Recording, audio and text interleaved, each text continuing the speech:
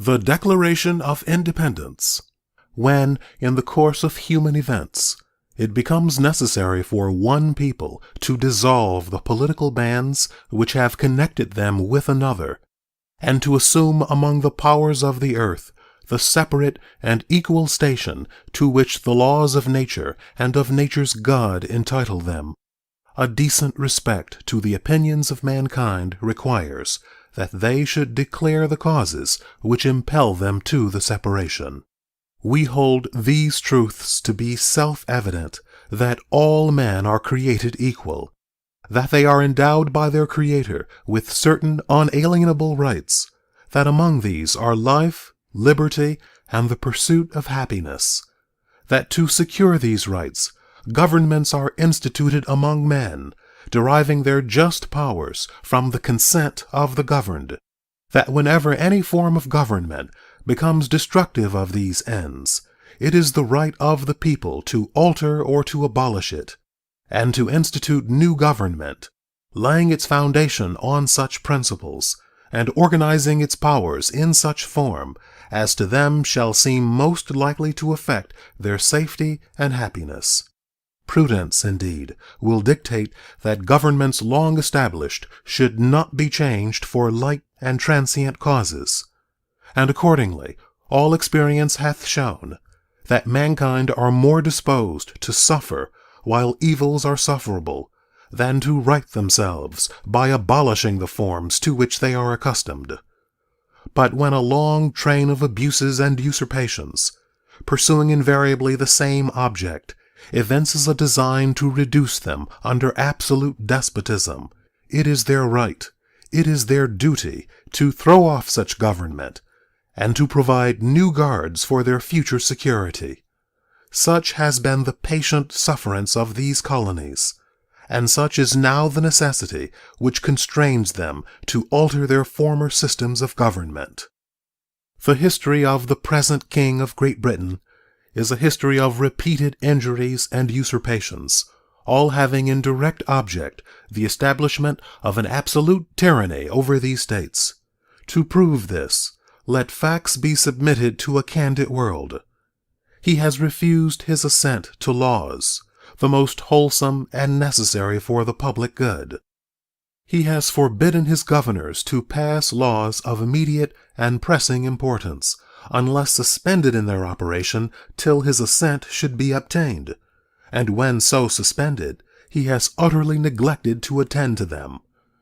He has refused to pass other laws for the accommodation of large districts of people, unless those people would relinquish the right of representation in the legislature, a right inestimable to them and formidable to tyrants only.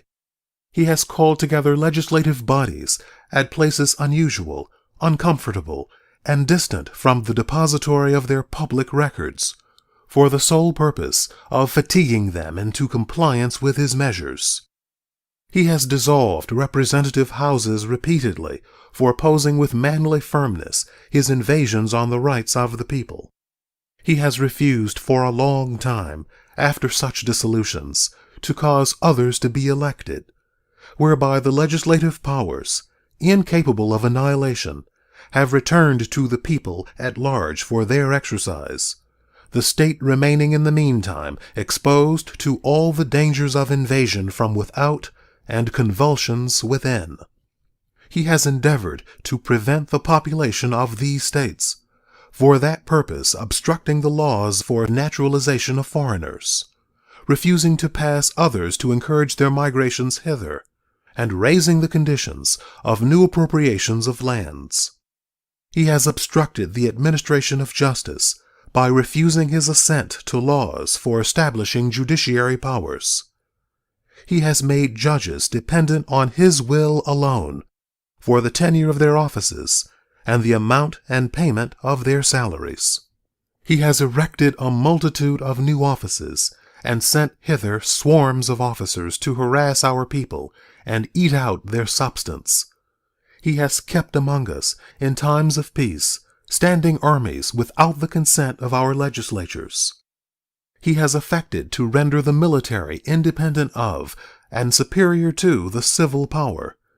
He has combined with others to subject us to a jurisdiction foreign to our Constitution and unacknowledged by our laws, giving his assent to their acts of pretended legislation, for quartering large bodies of armed troops among us, for protecting them by a mock trial from punishment for any murders which they should commit on the inhabitants of these states, for cutting off our trade with all parts of the world, for imposing taxes on us without our consent, for depriving us in many cases of the benefits of trial by jury, for transporting us beyond seas to be tried for pretended offenses, for abolishing the free system of English laws in a neighboring province, establishing therein an arbitrary government, and enlarging its boundaries so as to render it at once an example and fit instrument for introducing the same absolute rule into these colonies,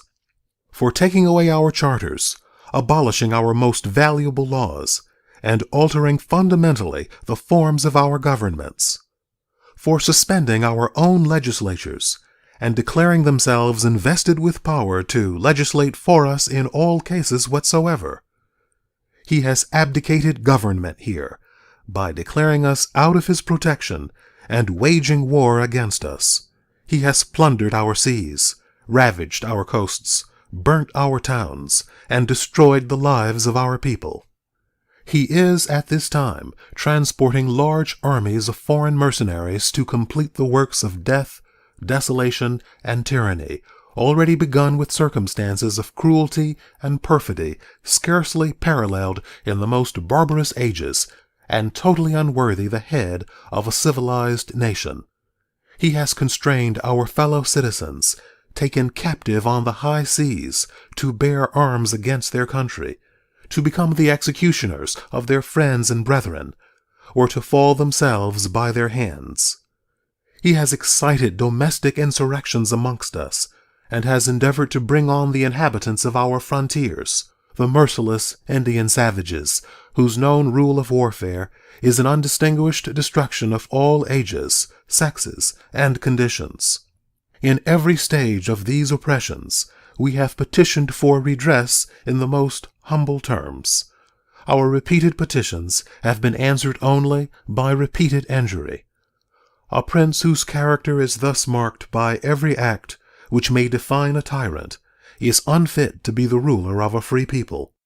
Nor have we been wanting in attentions to our British brethren. We have warned them from time to time of attempts by their legislature to extend an unwarrantable jurisdiction over us. We have reminded them of the circumstances of our emigration and settlement here. We have appealed to their native justice and magnanimity, and we have conjured them by the ties of our common kindred to disavow these usurpations, which would inevitably interrupt our connections and correspondence. They, too, have been deaf to the voice of justice and of consanguinity. We must, therefore, acquiesce in the necessity which denounces our separation, and hold them, as we hold the rest of mankind, enemies in war, in peace, friends. We, therefore, the representatives of the United States of America, in General Congress, assembled, appealing to the Supreme Judge of the world for the rectitude of our intentions, do, in the name and by authority of the good people of these colonies, solemnly publish and declare that these united colonies are, and of right, ought to be free and independent states, that they are absolved from all allegiance to the British Crown, and that all political connection between them and the state of Great Britain is and ought to be totally dissolved, and that as free and independent states they have full power to levy war, conclude peace, contract alliances, establish commerce, and to do all other acts and things which independent states may of right do. And for the support of this declaration, with a firm reliance on the protection of divine providence, we mutually pledge to each other our lives, our fortunes, and our sacred honor.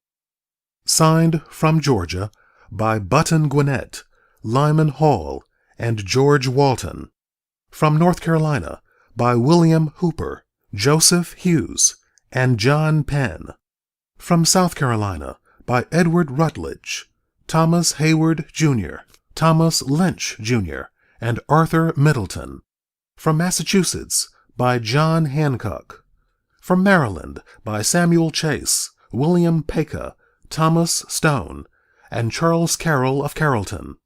From Virginia, by George Wythe, Richard Henry Lee, Thomas Jefferson, Benjamin Harrison, Thomas Nelson, Jr., Francis Lightfoot Lee, and Carter Braxton. From Pennsylvania, by Robert Morris, Benjamin Rush, Benjamin Franklin, John Morton, George Clymer, James Smith, George Taylor, James Wilson, and George Ross. From Delaware, by Caesar Rodney, George Reed, and Thomas McKean. From New York, by William Floyd, Philip Livingston, Francis Lewis, and Lewis Morris. From New Jersey, by Richard Stockton, John Witherspoon, Francis Hopkinson, John Hart, and Abraham Clark. From New Hampshire, by Josiah Bartlett and William Whipple. From Massachusetts, by Samuel Adams, John Adams, Robert Treat Paine, and Elbridge Gerry. From Rhode Island, by Stephen Hopkins and William Ellery. From Connecticut, by Roger Sherman, Samuel Huntington, William Williams, and Oliver Walcott. And from New Hampshire, by Matthew Thornton.